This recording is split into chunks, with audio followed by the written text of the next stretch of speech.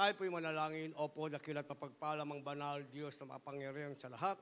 Aming pinakamamahal na po ng Jesus, Diyos na banayad sa pagkagalit sa kahabagan, sa pangunang panalangin po ng aming beloved Lord Evangelist Fred Almeida, End Time Prophet, Lord God, maraming pong salamat sa paglangis mo sa bawat bahagi na iyong balagawain na tapos na tigit, sa pagkilos mo mainam sa aming kalagitnaan sa iyong Santong Espiritong nagbigay galak sa mga puso, at bagong lahat, kami po'y nagpakumbaba, lalo abang lingkod sa aming nagawang pagkukulang, pagkakamali, pagkasala, kabagang makamit, patawarin, lubos-labis kami nagsisi sa aking mga labi, mahal na Panginoon, ikaw po maglagay, makatagad dapat di kasi ikaw ang kinaasahan, buksang pang-unawa, kaisipan ng bawat napakinig, at patuloy kaming samahan ng iyong kapangyarihan, sa pangalan ni Jesus, unbelief and doubt, Satan cast out, be bound into hell, and be dead forever in the name of our dearest Jesus we pray, amen and amen. Everybody say, praise the Lord. Una tigit sa lahat, ang pinakamataas na pagpupurit, pasalamat, kalwalatian, at kadakilaan ay tangi lamang sa ating Diyos na buhay at makapangyarihan walang iba sa ating pinakamamahal na Panginoong Jesucristo. Ako po'y nagpaabot ng dobleng paggalang sa ating pong beloved Honorable Parents and the Lord at ating inaalala ang mga turo at aral na iniwan ng ating beloved Honorable Evangelist Wilde Almeida, the End Time Prophet of our loving God. Ganyan din po ating beloved Armastan Pastor, our beloved Mama Dear, at ako po'y nagpabot ng paggalang pagbati sa mga beloved children ng ating beloved Parents and the Lord, at magandang hapon po sa inyo lahat, sa ating pinagpalang mga baguhan, at sa lahat ng ating viewers sa ating pong live webcast. Ang ating tatalakayin, ilagay po natin sa ating monitor, a path forward. A path forward sa Tagalog, isang landas na pasulong. A path forward, isang landas na pasulong. Kindly po sa ating mga beloved Bible readers. In the book of Psalm chapter 25, verse 4, "Shew me thy ways, O Lord, teach me thy paths." The book of Job chapter 17, verse 9, "The righteous also shall hold on his way, and he that hath clean hands shall be stronger and stronger." God bless you po. Kindly sa Tagalog. Mga awit, Kapitulo 25, versikulo 4. "Ituro mo sa akin ang iyong mga daan, O Panginoon, ituro mo sa akin ang iyong mga landas." Dito po sa Job, Kapitulo 17, ang talata 9. "Gayon may nagpapatuloy ang matuwid ng kanyang lakad, at ang mga malinis na mga kamay ay lalakas na lalakas."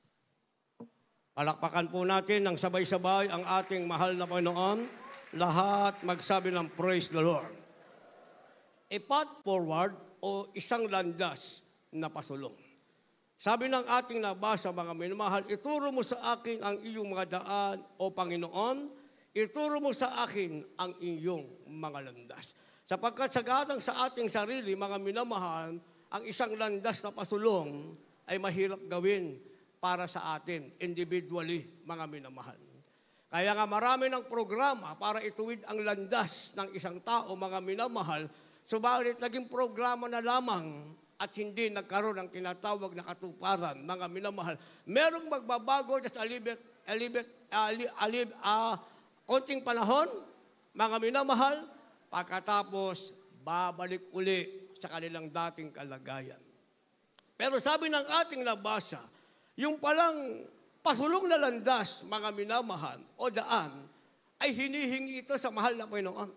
Hindi mo maipaplano sa sarili mong tutuwarin mo ang iyong landas o tutuwarin mo ang iyong daan, mga minamahal, malibang higit mo ito sa ating pinakamamahal na Panginoong Jesucristo. Kaya sabi ng ating nabasa, ituro mo sa akin ang iyong mga daan, O Panginoon. Ituro mo sa akin ang iyong mga landas. Palakpakan muna natin ang ating mahal na Panginoon. Malibang hingi natin ito sa ating mahal na Panginoon. Malibang ituro ito sa atin ng ating mahal na Panginoon. Hindi tayo makakalakad sa tamang landas na pasulong, mga minamahal. Kaya nilagyan natin ng supporting verse dito sa Job 17, ang talata ay 9, sinasabing gayon may magpapatuloy ang matuwid ng kanyang lakad at ang may malinis na mga kamay ay lalakas ng lalakas. Kaya kapag hiningi natin yung ating landas na tuwirin ng Panginoon, mga minamahal, ang unang mangyayari, tayo ay magiging matuwid. Magiging righteous tayo sa harap ng ating mahal na Panginoon. Pag sinabing righteous, ang ginagawa natin, yung kalooban ng Diyos na ituwid tayo, na i-correct tayo sa ating maling landas, tinuwid ng ating mahal na Panginoon. Kaya sabi ng ating nabasa, gayon magpapatuloy ang matuwid sa kanyang lakad. Kapag matuwid ka na, mga minamahal, meron ka ng isang landas na pasulong, nagpapatuloy ka. Hindi natin binabalikan yung ating dating maling landas na hindi ayon sa kalooban ng ating pinakamamahal na Panginoong Jesucristo. Kaya nga, mga minamahal, merong tinatawag na the way of the Lord. Hindi the way of man, mga minamahal. Kasi yung daan ng tao, sabi ng banal na kasulatan, na tila matuwid, pero ang dulo nito ay kamatayan. Ang dulo ay pagkapahamak, mga minamahal. Ang dulo ay kawalang pag-asa. Pero mayroong sinasabing the way of the Lord. Ilagay natin yan sa ating monitor. Basahin po natin. Ang ibig sabihin, ang daan ng Panginoon. The book of the prophet Hosea, chapter 14, verse 9. Who is wise, and he shall understand these things? Prudent, and he shall know them? For the ways of the Lord are right, and the just shall walk in them, but the transgressors shall fall therein. God bless you po. Dito po sa aklat ng Oseas, Kapitulo 14, ang talatay 9. Sino ang pantas at siya'y makakaunawa ng mga bagay na ito? At mabait at kanyang mga lalaman? Sapagkat ang mga daan ng Panginoon ay matuwid at lalakaran ng mga ganap, ngunit kabubualan ng mga mananalangsang. Amen. Palakpakan po natin ang ating mahal na Panginoon. The way of the Lord, sabi ng ating nabasa, ang daan ng Panginoon ay matuwid. At ito ang nilalakaran, mga minamahal, na mga tunay na anak ng Diyos, nilalakaran ng ganap. Sabi ng ating nabasa, sino ang pantas? At siya'y makakaunawa ng mga bagay na ito. Tinatanong ng banal na kasulatan, dahil maraming taong nagsasabing siya'y pantas, pero hindi niya naunawaan yung sinasabing the way of the Lord o daan ng Panginoon. Naging matalino lamang siya sa kanyang sarili, mga minamahal, o mga bagay na meron sa salibutan, pero mangmang siya sa sinasabing daan ng Panginoon para magkaroon siya ng isang landas na pasulong. Kaya kahit naging matagumpay siya, mga minamahal, kahuli-hulihang bahagi ng kanyang buhay, makikita pa rin niya, mga minamahal, yung kanyang kabiguan. Yung mga patutunan ng ating kapatiran, balikan din natin yung ating overnight prayer. Sila'y pinagpala sa trabaho, na-promote, malaki ang sweldo, mga minamahal, pero katapos-tapusan sila'y nagtataka, bakit ganun ang lungkot nila? Bakit walang saya, mga minamahal? Samantala, yung ma-promote ka sa iyong tungkulin, itaas yung sweldo mo, meron kang pamilyang binubuhay, dapat kaligayahan mo yan, dapat masaya ka. Pero sabi nung dalawang nagpatuto, yung isa, ang sabi niya, tatalon pa nga siya sa tulay, yung ating beloved sister. Hindi siya masaya. Yung kanyang pangarap, naabot niya na, pero hindi siya masaya. Bakit? Merong isang bagay na nagkulang. Ang sabi niya, dahil nataas ang posisyon, tumaas ang sweldo, pati yung araw para sa mahal na Panginoon ay nawala na. Wala ng panahon dumalo sa gawain. Nawala na sa landas ng mahal na Panginoon. Kaya nga nawala yung galak, mga minamahal. Kaya sa bawat sandali, meron tayong galak. Bakit? Dahil merong sinasabing the way of the Lord, yan ang daan ng Panginoon. Ang sabi, ang daan ng Panginoon ay nilalakaran ng ganap. Pag ikaw ay ganap, matuwid sa harap ng Diyos. Saan ka lalakad? Sa daan ng Panginoon. Konti man ang meron ka. Masaya ang puso mo dahil ang nandyan ay ang Espiritu ng ating mahal na Panginoon. Isipin natin, mamiss mo ang isang service. Ngayon, kung wala ka rito, kahit mataas pa ang sweldo mo, posisyon mo, wala ka ngayon dito. Yung moving ng Holy Spirit kanina, hindi mo yan kayang bayaran, mga minamahal. Hindi mo mababayaran yan. Sumweldo ka ba ng napakalaki sa isang buwan? Tumaas ba ng iyong kasungkulan? Kinilala ka sa iyong pinapasukang kumpanya na mismo ang araw na ito, uuwi ka pa rin malungkot. Walang saya. Bakit? Dahil hindi mo naramdaman ang presensya ng ating pinakamamahal na Panginoong Kristo. Kaya sabi ng ating nabasa, sapagkat ang mga daan ng Panginoon ay matutuwid at lalakaran ng mga ganang, ngunit kabubuwalan ng mga mananalansang. Yung mananalansang, ibig sabihin yung mga unbeliever, mga minamahal, yung mga umuusig sa mga tunay na Kristiyano, sa kanila, ang daan ng Panginoon ay kabuwalan. Ang ibig sabihin, mga minamahal, sa kanila walang pag-asang naghihintay. Ang sabi, kabubuwalan ito ng mananalangsang. Dahil nakatingin sila sa bagay na meron ng salibutan.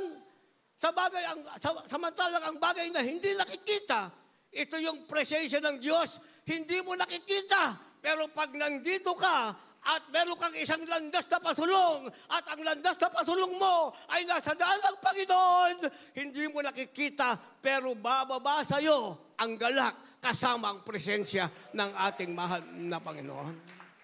Iibigin mo ang bawat sandaling ikaw ay narito.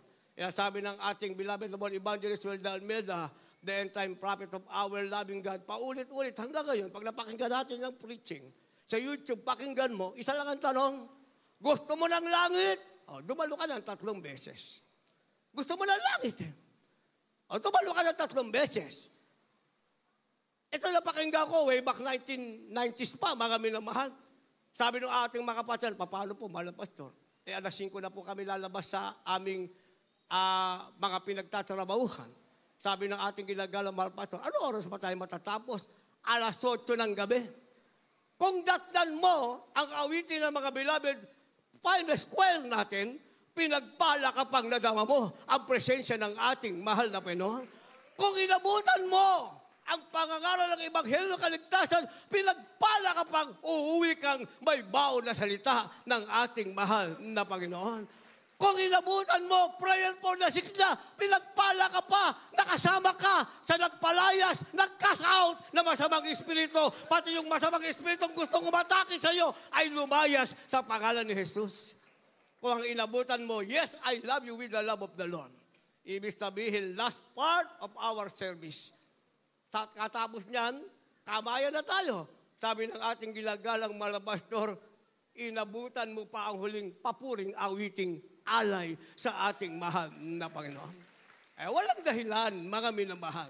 Pero pag gusto nating isang landas na pasulong at lumalakad tayo sa daan ng Panginoon, tayo mismo ang gagawa ng paraan para tayo'y manatili sa isang landas na pasulong. Ang sabi ng banal na kasulatan, merong tinatawag na the path of wisdom. Ilagay sa ating monitor. The path of wisdom, kindly, ang landas ng karunungan. The book of Proverbs, chapter 4, from verse 11 up to verse 15. I have taught thee in the way of wisdom. I have led thee in the right paths. When thou goest, thy steps shall not be straitened, and when thou runnest, thou shalt not stumble. Take fast hold of instruction. Let her not go. Keep her, for she is thy life. Enter not into the path of the wicked, and go not in the way of evil men. Avoid it, pass not by it. Turn from it, and pass away.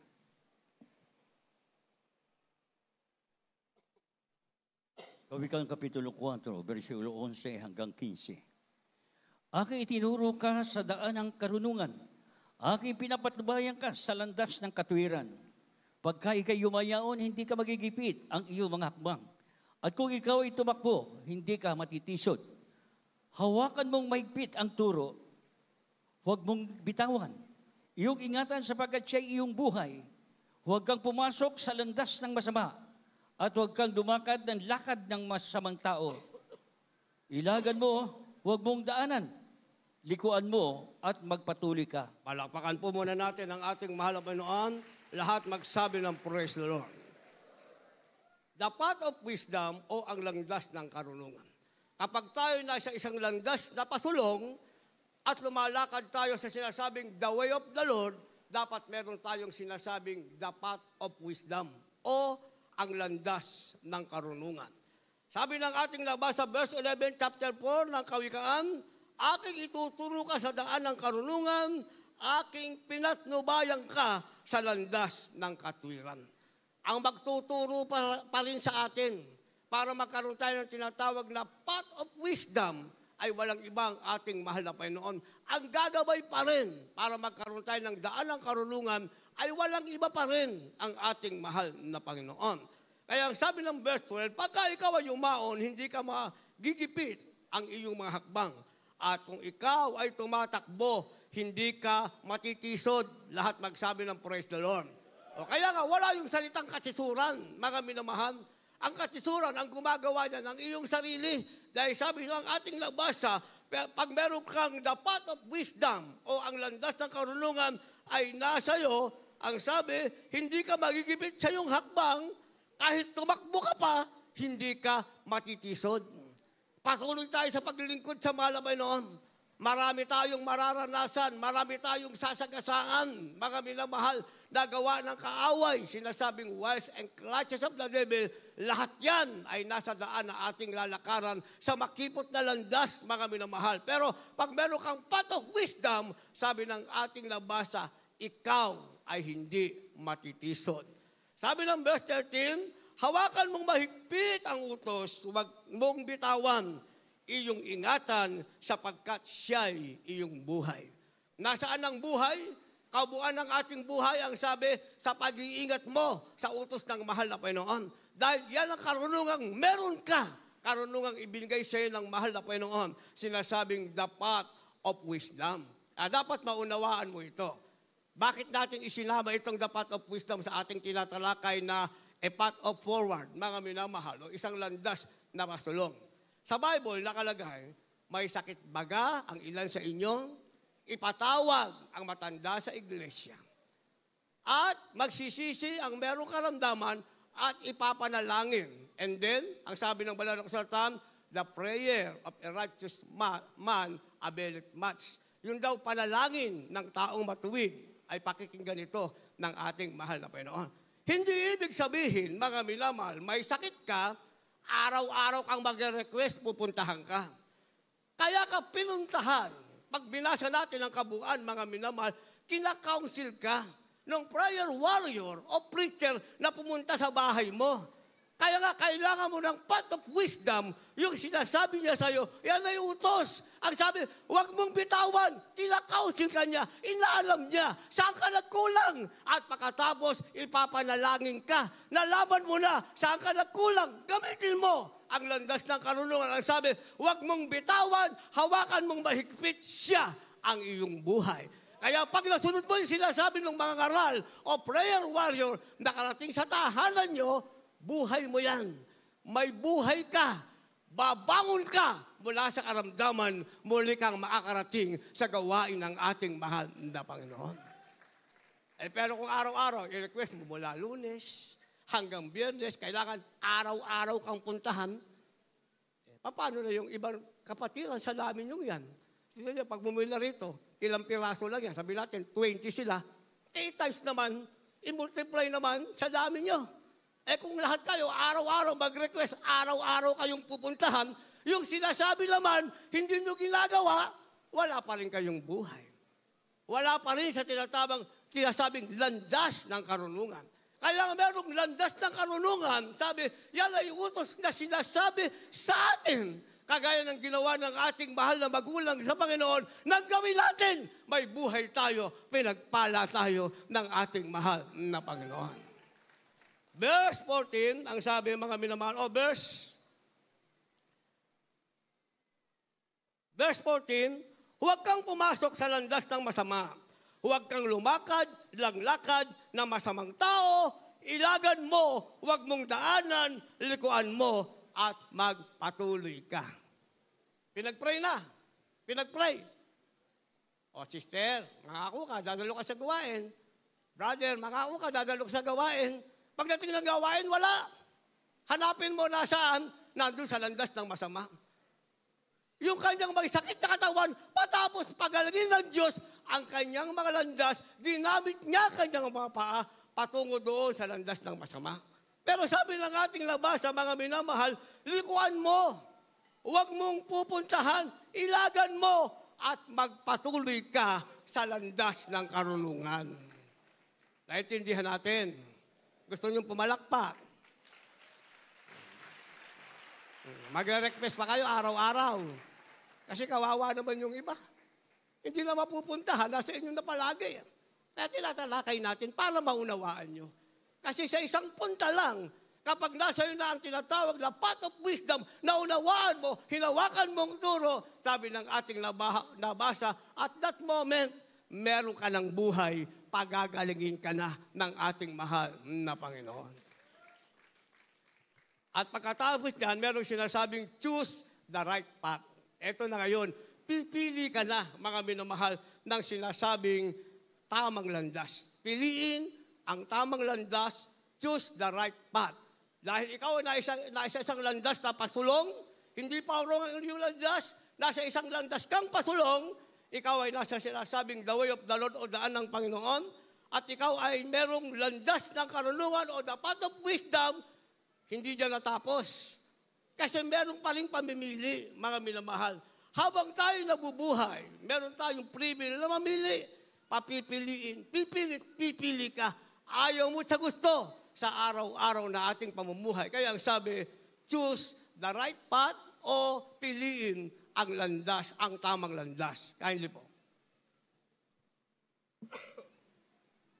The Gospel according to John chapter 14, verse 6. Jesus said unto him, I am the way, the truth, and the life. No man cometh unto the Father, but by me. The book of the prophet Isaiah, chapter 55, verses 8 and 9.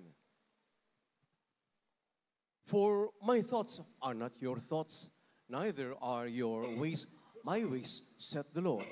For as the heavens are higher than the earth, so are my ways higher than your ways, and my thoughts than your thoughts.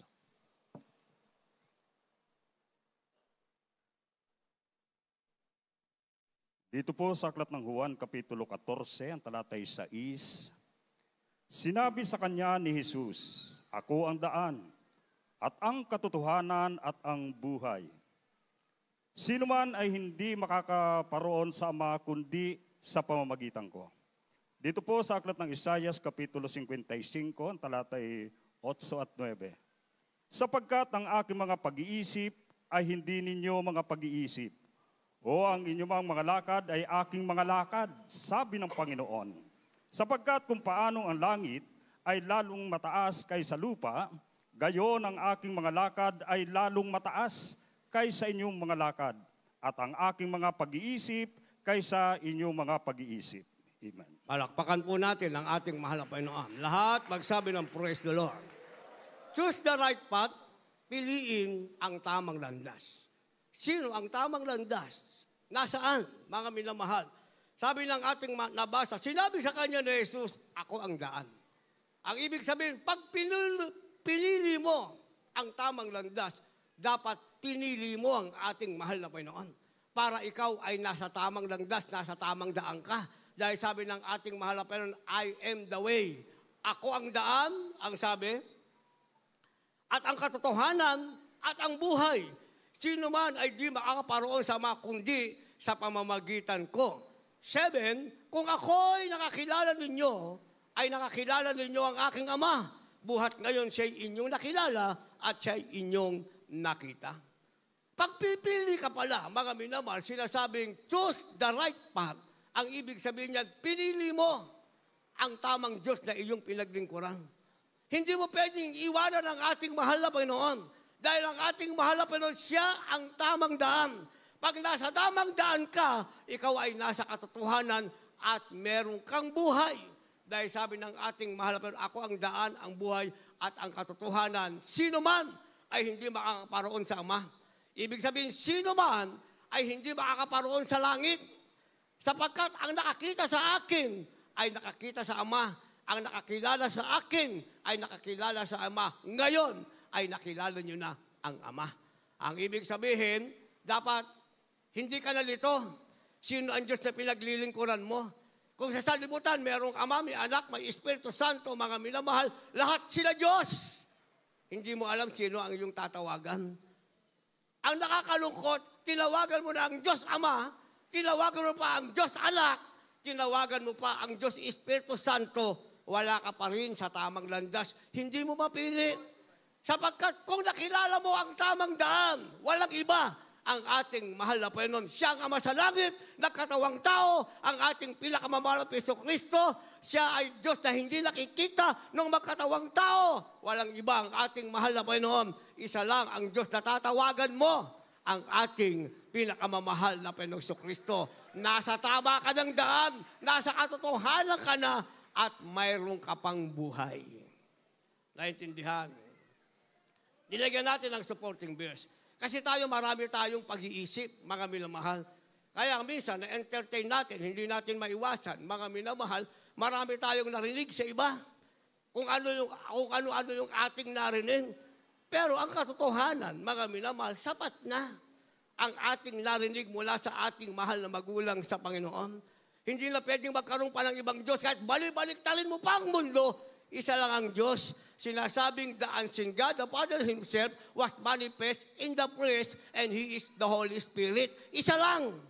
Ang Holy Spirit, Diyos amang hindi nakikita, nagkatawang tao. Nang siya'y nagkatawang tao, binigyan siya ng pangalan. Ang pangalan niya, ang ating mahal na Panginoong Jesucristo. Ang pangalang ilalagay sa silong ng langit na sukat iligtas ni Numan, tinatawag na Emmanuel, na kapag inunawa mo, ang ibig sabihin, ang Diyos ay sumasa atin. O sino pang Diyos kayo nang hahanapin mo? Paparamihin mo pa yung Diyos mo. Isa lang naman ang Diyos. Walang iba ang ating pinakamamahal na Panginoong Jesucristo. Kaya sabi ng ating supporting verse, 55 verse 8 ng Isaiah, sapagkat ang aking pag-iisip ay hindi nyo mga pag-iisip o ang inyong mga lakad ay aking mga lakad, sabi ng Panginoon. Magkahiwalay yun, mga minamahal. Pag nag-iisip ka lang sarili mong pag-iisip, pag lumakad ka lang sarili mong lakad, maliligaw ka. Pero pag nag-isip ka ng isip sa Panginoon at lumakad ka ng lakad sa Panginoon, meron kang tinatawag na tamang pagpili. Napili mo ang tamang daan na paglikuran mo ang tamang Diyos, walang iba ang ating pinakamamahal na Panginoong Jesucristo. And finally, mga minamahal, meron tayong sinasabing stability of times. Ibig sabihin, kapanatagan ng panahon. Panatag ngayon ang ating panahon. Ano man ang mangyari? Pinag-uusapan nilang bumalik ang pandemic, mga COVID, wala tayong pakialam dyan. Ang totoo nga, mga minamahal, sa ibang bansa, grabe na ang baha. Sa ibang lugar, sa mga lalawigan ng ating sariling bansa, grabe na ang baha. Mga iba, wala nang tahanan, wala na ring makain, mga minamahal. Pero tayo, narito pa rin, busog sa presensya ng ating mahal na Panginoon. Ang tawag dyan, stability of times, dahil ikaw ay nasa isang landas na pasulong. Last verse, paghanda po ating manugtog, mga magpaawit. Kindly po. The book of the prophet Isaiah, chapter 33, verse 6. And wisdom and knowledge shall be the stability of thy times, and strength of salvation. The fear of the Lord is his treasure. The book of Psalm, chapter 16, verse 5. The Lord is the portion of mine inheritance and of my cup. Thou maintainest my lot.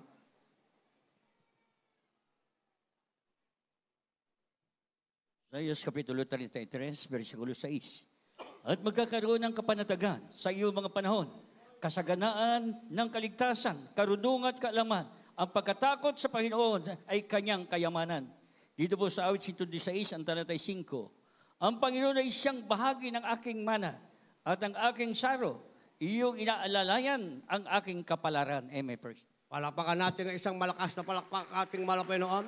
Last verse na po, sabay-sabay na tayong pumalakpak na may pasasalamat at lahat magsabi ng praise the Lord.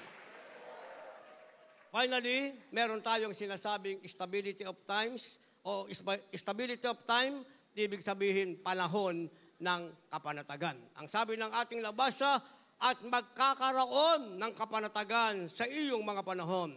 Kasaganahan ng kaligtasan, saganang kaligtasan mo, karunungan at kaalaman at pagkatakot sa Panginoon ay kanyang kayamanan. Yan ang meron ka. Meron tayo niyan. Yan ang tunay na kayamanan. Supporting verse, sabi ng Psalm 16 verse 5, ang Panginoon ay siyang bahagi ng aking mana at ang aking saro. Iyong inalalayan ang aking kapalaran.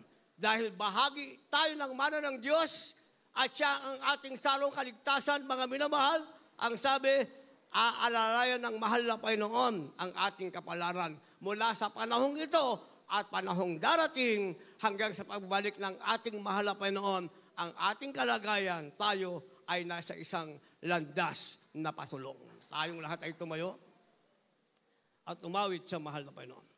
Kung meron po kayong dalang mga baguhan, maging ang nasa labas, ihintayin natin sila. Ang mga nasa loob, dalhin niyo po sila sa harapan, mga minamahal. Kahit yung nagpabautismo na kanina, para magkaroon sila ng formal acceptance sa ating mahal na Panginoon, magpag-pray natin ng maayos habang tayo po yumawi.